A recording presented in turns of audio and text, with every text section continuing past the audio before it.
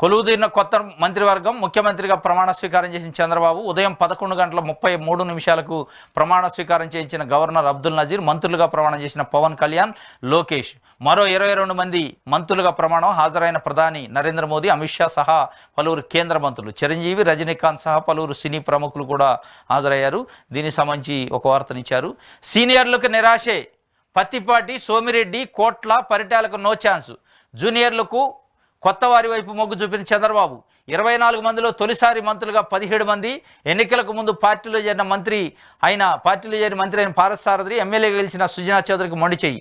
గంటా శ్రీనివాసరావు, కళా వెంకట్రావు, అయ్యన్న పాత్రుడు, గోరెంట్ల బుచ్చయ్య చౌదరి, జ్యోతుల నెహ్రూ లోకు మంత్రివర్గంలో దక్కని చోటు. సీనియర్లకు నిరాశ. వాస్తవంగా నిన్న ఇచ్చిన మంత్రివర్గంలో కొత్తగా ఫస్ట్ టైం ఎమ్మెల్యే అయిన వాళ్ళు మంత్రులయ్యారు.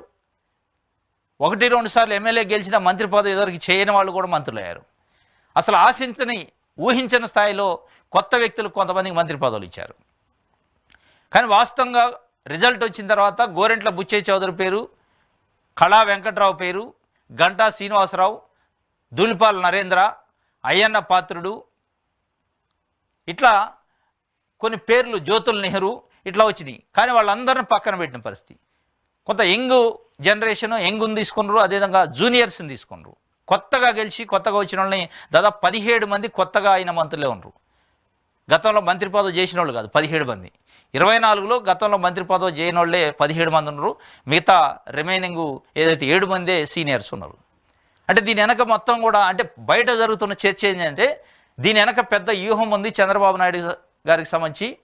ఎందుకంటే లోకేష్ బాబు యొక్క ప్రాధాన్యత పెరగాలి అంటే సీనియర్లు ఉంటే ఆయన యొక్క మాట చెల్లుబాటు కాదు అని చెప్పి గోరెంట్ల లాంటి వాళ్ళని, అయ్యన్న పాత్రులు లాంటి వాళ్ళని, జ్యోతుల నెహ్రూ లాంటి వాళ్ళని, గంటా శ్రీనివాసరావు ఇట్లాంటి సీనియర్లని పక్కన పెట్టారు అని చెప్పి, అదే పరిటాల సునీత ఇట్లాంటి వాళ్ళని సీనియర్లు పక్కన పెట్టి జూనియర్స్కి ఇవ్వడం వల్ల సమకాలికులు అంటే ఏజ్ రీత్యా కానీ అనుభవం రీత్యా కానీ లోకేష్ కంటే కొంచెం తక్కువ ఉన్న వాళ్ళకి ఇస్తే ఆయన అండర్లో పనిచేసే అవకాశం ఉంటుంది, ఆయన ఆధిపత్యం చెల్లుబాటు అయింది. లోకేష్ కోసమే ఈ ఎత్తుగడ అనేది బయట చర్చ జరుగుతుంది.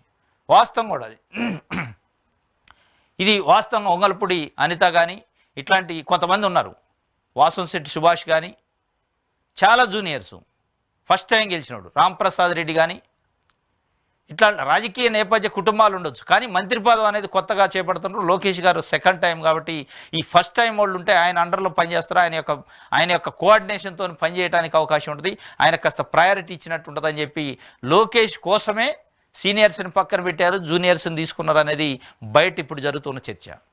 సీనియర్స్ కూడా కొంత అసంతృప్తి వ్యక్తం చేస్తున్నారు. ఎందుకంటే ధూళిపాల నరేంద్ర లాంటి వాళ్ళు లాస్ట్ టైం 2014 నుంచి 2019 మధ్యలో జరిగిన క్యాబినెట్ రీషెఫిల్లో 2017లో జరిగినప్పుడే ఆయన అలకబోనిండు, కొద్ది రోజులు యాక్టివ్గా లేడు. సెకండ్ టైం ఎక్స్పెన్షన్లో రీషెఫిల్ చేసినప్పుడు క్యాబినెట్లో వస్తుందని ఆశించిండు, రాలేదు. గోరెంట్ల బుచ్చయ్య చౌదరి లాంటి వాళ్ళు కూడా ఆశించారు, రాలేదు. లాస్ట్ టైం క్యాబినెట్లో గంటా శ్రీనివాసరావు ఉండు, అయ్యన్న పాత్రుడు వాళ్ళని కూడా పక్కన పెట్టారు. జ్యోతుల నెహ్రూ కూడా లాస్ట్ టైం వస్తుందని ఆశించిండు, కానీ రాలేదు. ఇట్లా కొంత చాలా ప్రాముఖ్యమైన కుటుంబాలు, పరిటాల రవి కుటుంబం లాంటి వాళ్ళకు కూడా మంత్రి పదవిలే. రాయలసీమలో ఎస్పెషల్లీ కొత్త వ్యక్తులకి జూనియర్స్కి ఇచ్చిండు. అనంతపురం కానీ కర్నూలు కానీ ఇట్లాంటి దగ్గర జూనియర్స్కి ఇచ్చిండు. ఒక పయ్యావుల కేశవులు 5-6 సార్లు ఎమ్మెల్యే గెలిచిండు తప్ప మిగతా వాళ్ళు 1-2 సార్లు ఎమ్మెల్యే గెలిచి ఫస్ట్ టైం గెలిచిన వాళ్ళు కూడా ఉన్నారు. దీని వెనక మొత్తం ఎత్తుగాడు కూడా లోకేష్ బాబు కోసమే చేసిండు. లోకేష్ కోసమే, ఆయన యొక్క రాజకీయ కెరియర్ కోసం ఆయన కింద పనిచేసేవాళ్ళు, ఆయన మాట చెల్లుబాటు అయ్యే విధంగా, ఆయనకి అండర్లో ఉండే విధంగా ఉన్న వ్యక్తుల్ని పెట్టుకుంటూ చంద్రబాబు నాయుడు గారు ఆయన భవిష్యత్తు, ఆయన వాళ్ళ కొడుకు రాజకీయ భవిష్యత్తు కోసమే సీనియర్లు పక్కన పెట్టింది అనేది పెద్ద ఎత్తున చర్చ జరుగుతుంది.